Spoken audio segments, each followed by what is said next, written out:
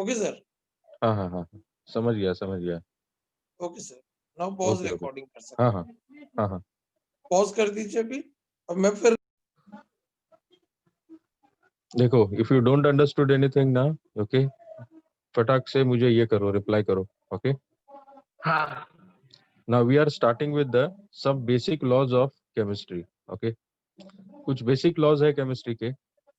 We will start with that.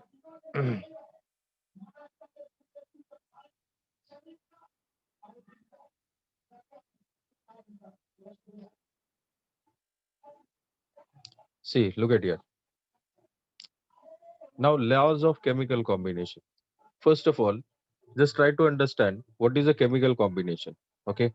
देखो, एक चीज होते हैं, there are two changes occur in a substances.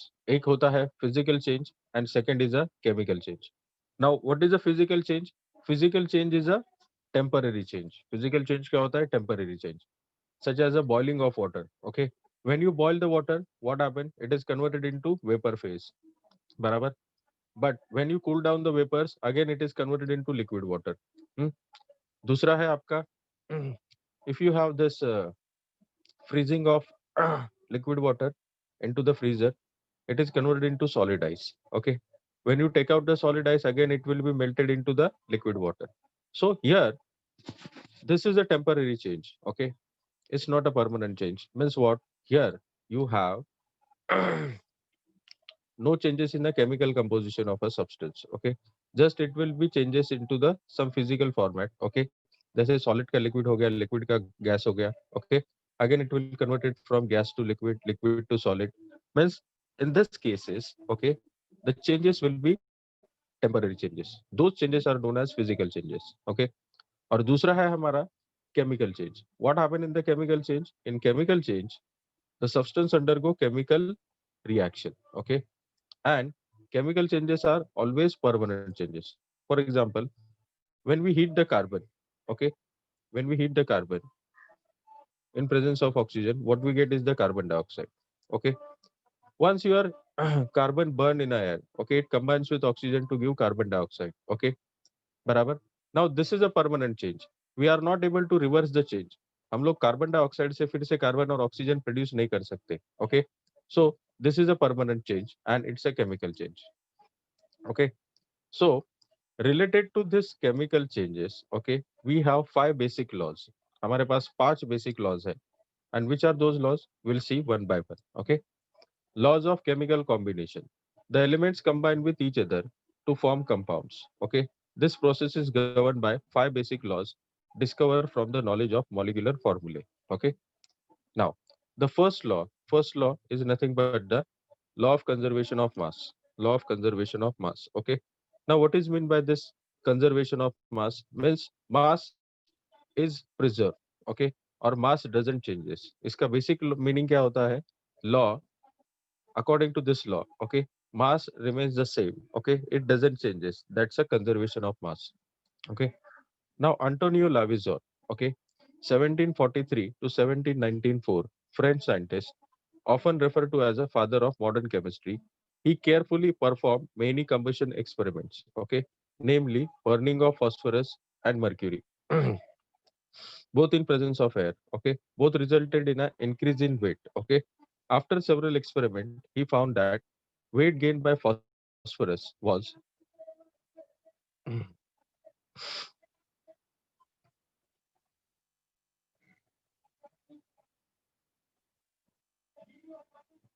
weight gained by phosphorus was exactly the same as the weight lost by the air, he observed. Okay, means what? Here, the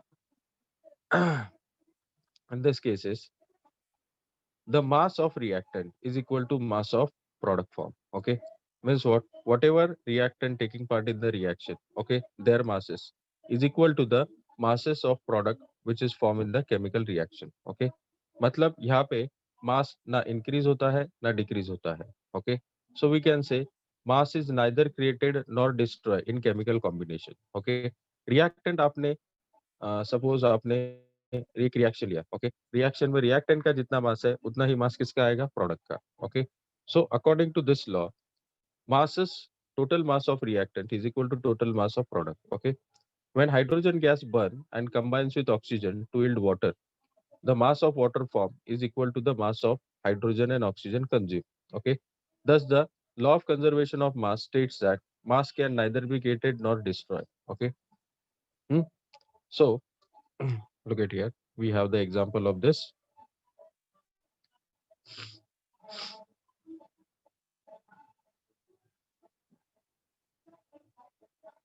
If you see this, look at here. In this reaction, okay, law of chemical conservation of mass, okay, the law states that mass can neither be created nor destroyed. That is, the total mass of reactant is equal to total mass of product. Okay. So just look at here. Consider a reaction between hydrogen and oxygen to produce water. Reaction between hydrogen and oxygen to produce water. So here what we get?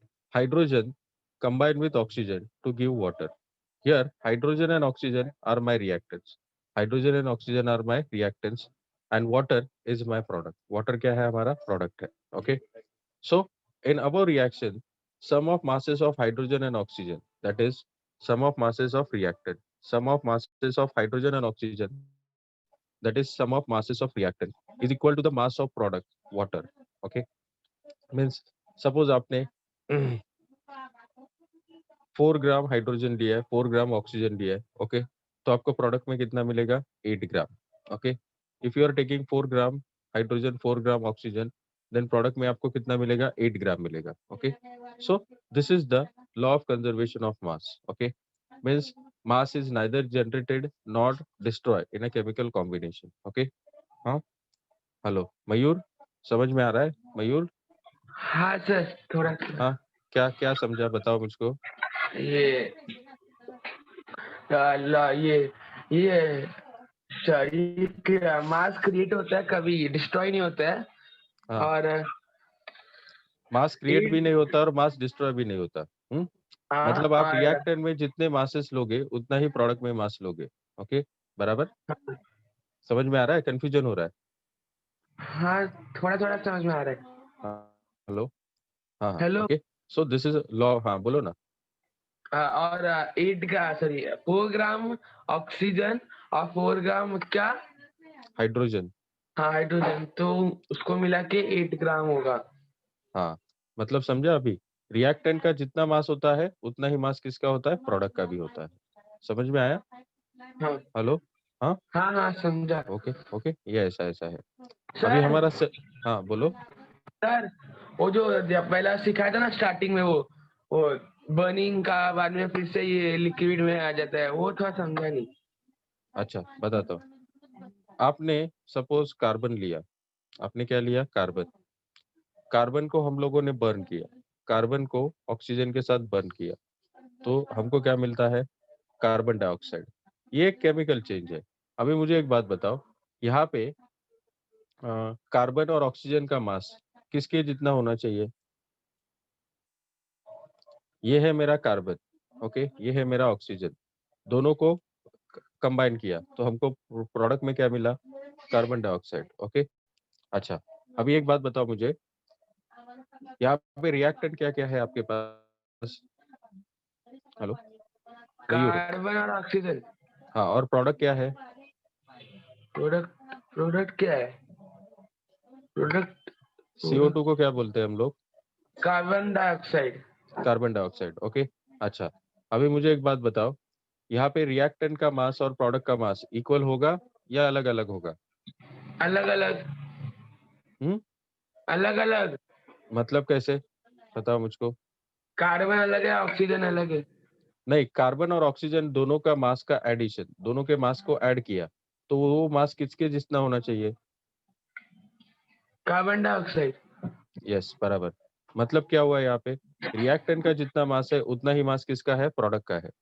masses of sum of masses of reactant is equal to mass of product. समझ में आ रहा है? Hello. हाँ हाँ. Okay. सो ऐसा ऐसा है. now we will go to the second law of chemical combination. Okay.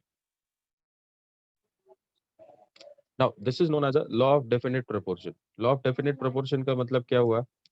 हर एक सब्सटेंस में, हर एक कंपाउंड में, हर एक एलिमेंट का एक फिक्स परसेंटेज होता है। ओके, कितना होता है? Fix percentage. ओके, सबसे पहले तो देखते हैं कि हम लोग परसेंटेज कैसे फाइंड करते हैं। ओके, अच्छा देखो, टोटल परसेंटेज कितना होता है? परसेंटेज का मैक्सिमम वैल्यू कितना होता है, बता सकता है? हेलो हेलो, हाँ हाँ टोटल परसेंटेज कितना आना चाहिए सब्सटेंस का? 100। कितना आना चाहिए? 100%। 100। 100 आना चाहिए। परसेंटेज का मैक्सिमम वैल्यू कितना होता है? 100 होता है। वैसे ही फ्रैक्शन का मैक्सिमम वैल्यू 1 होता है। फ्रैक्शन के बारे में बाद में बात करेंगे, पहले परसेंटेज की बात करते हैं। ओके, अच्छा अभी कोई भी एक कंपाउंड बताओ मुझे, कोई भी एक कंपाउंड बताओ। जैसे कि हमारे पास है वाटर है। क्या है हमारे पास? वाटर। अच्छा, अभी वाटर में कौन सा एलिमेंट है वो बताओ मुझको। वाटर और ऑक्सीजन। हाइड्रोजन और ऑक्सीजन है। वाटर और ऑक्सीजन नहीं, हाइड्रोजन है और ऑक्सीजन है, बराबर? ओके, हाँ हेलो, अच्छा हाँ हाँ अभी समझा। जरा ध्यान, हाँ अभी जरा ध्यान से देखो। यहाँ पे इन हाइड्रोजन और ऑक्सीजन के दोनों के परसेंटेज का एडिशन कितना आना चाहिए? 100। मतलब percentage of hydrogen plus percentage of oxygen, total कितना आना चाहिए हमारे पास? 100। ओके, समझ में आ रहा है? हेलो, हाँ हाँ समझा। ओके, अच्छा अभी दूसरा एक कंपाउंड देते हैं, CaCO3। ये क्या है आपका? कैल्शियम कार्बोनेट है। क्या है? Calcium carbonate. कैल्शियम समझ का। रहा है? हाँ हाँ हाँ, कैल्शियम कार्बोनेट में कैल्शियम है, कार्बन है और ऑक्सीजन है। कैल्शियम है, कार्बन है और ऑक्सीजन है। इन तीनों के परसेंटेज का एडिशन फिर से कितना आना चाहिए? 100। कितना परसेंट आना चाहिए? 100। मतलब 100। Percentage of calcium plus percentage of carbon plus percentage of oxygen, तीनों के परसेंटेज का एडिशन कितना आना चाहिए? 100 आना चाहिए। ओके, बराबर। हम्म, ऐसा ऐसा है। अच्छा, हाँ तो जब मैं किसी भी सब्सटेंस के परसेंटेज को फाइंड करना है मुझे, किसी भी सब्सटेंस के परसेंटेज को हमको क्या करना है? फाइंड करना है। तो हम लोग कैसे फाइंड करते हैं? हम लोग 100 ग्राम वो सब्सटेंस लेते हैं। कितना लेते हैं? 100 ग्राम। जैसे मैंने 100 ग्राम वाटर लिया, 100 ग्राम वाटर लिया, और उस 100 ग्राम वाटर में मुझे, जब मैंने इसका इलेक्ट्रोलाइसिस किया, इसको सेपरेट किया हाइड्रोजन और ऑक्सीजन में, तो मुझे मिला 11.19% hydrogen and 88.81% oxygen. Try to understand क्या किया मैंने। सॉरी, इसको परसेंटेज नहीं, ग्राम बोलते हैं अभी। मैंने क्या किया? 100 ग्राम वाटर को इलेक्ट्रोलाइज किया ताकि मैं हाइड्रोजन और ऑक्सीजन में उसको सेपरेट करूं। तो मैंने 100 ग्राम वाटर को हाइड्रोजन और ऑक्सीजन में सेपरेट किया। सेपरेट करने के बाद मुझे हाइड्रोजन कितना मिला? 11.19 ग्राम हाइड्रोजन मिला और 88.81 ग्राम ऑक्सीजन मिला। मुझे क्या मिला? 11.19 ग्राम क्या मिला? हाइड्रोजन। और 88.81 ग्राम क्या मिला? ऑक्सीजन। समझ में आ रहा है ये? हेलो, हाँ समझा। ओके। तो 100 ग्राम वाटर को डिकम्पोज किया या सेपरेट किया हाइड्रोजन और ऑक्सीजन में, तो मुझे 11.19 ग्राम हाइड्रोजन मिला और 88.81 ग्राम ऑक्सीजन मिला। ये सब ऐसा ऐसा पार्ट है। अच्छा, अभी मैं क्या करूंगा?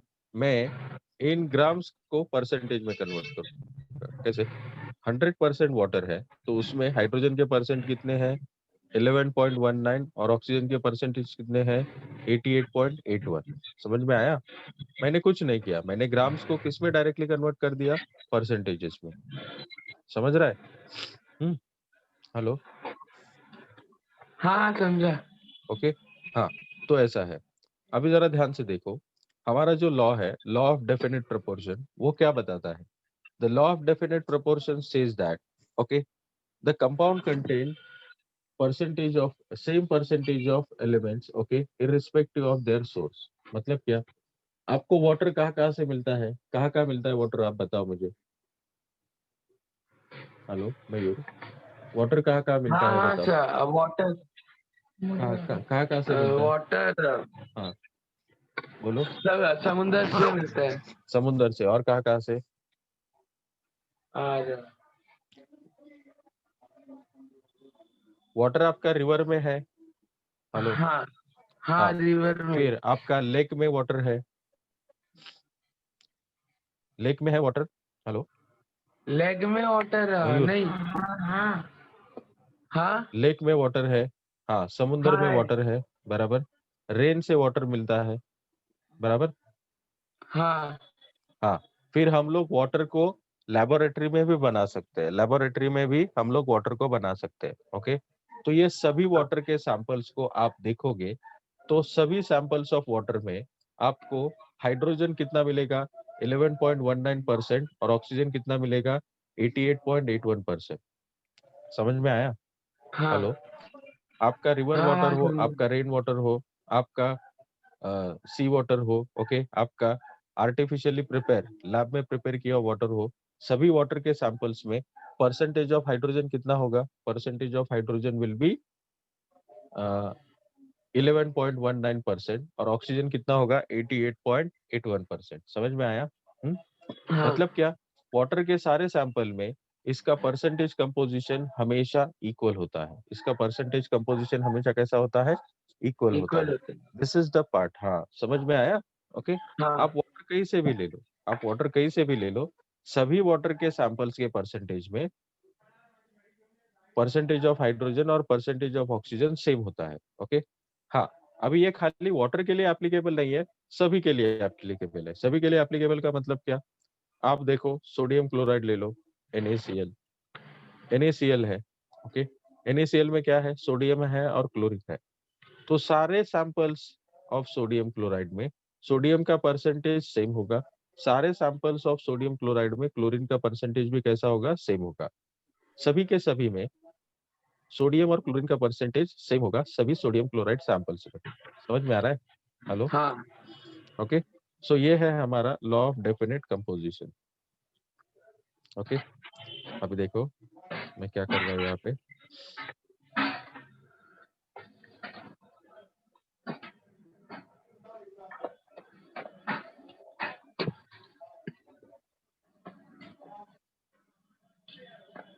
look at here, law of definite proportion, ये law of definite proportion, a given compound always contain exactly the same proportion of elements by weight, a given compound always contains exactly the same proportion of elements by weight। समझ में आया, same proportions of elements by weight irrespective of the source, okay, of all the samples, okay। अच्छा, अभी देखो इसका example दिया, irrespective of the source of all the samples, okay, water contain 88.81% oxygen by mass and 11.19% hydrogen by mass, okay। This is also known as a law of definite composition। इसी को हम लोग क्या बोलते हैं, law of definite composition, okay। Composition.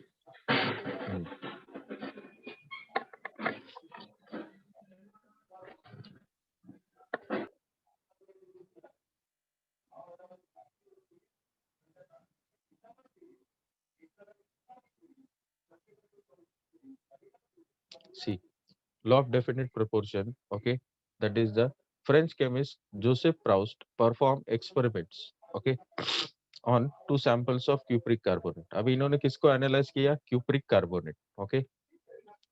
One of the sample was natural in origin, उसमें से एक सैंपल कैसा था, नेचुरल था, and other was synthetic one, okay।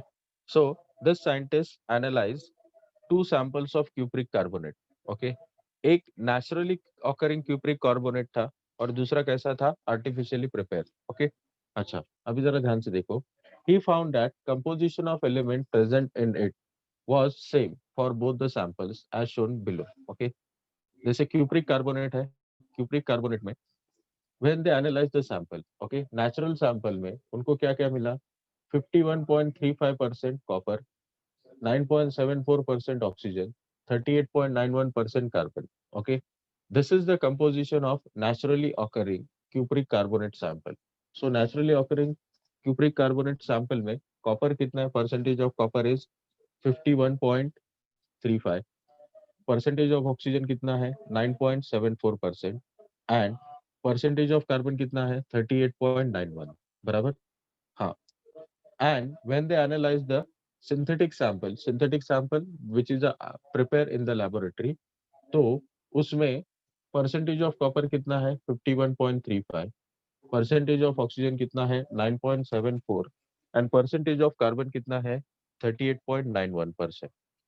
Okay, so this is a composition we have. जब हम लोग दोनों सैंपल्स के रिजल्ट्स को एनालाइज करें तो हमको ऐसा पता चलता है कि हर एक एलिमेंट का परसेंटेज सेम है.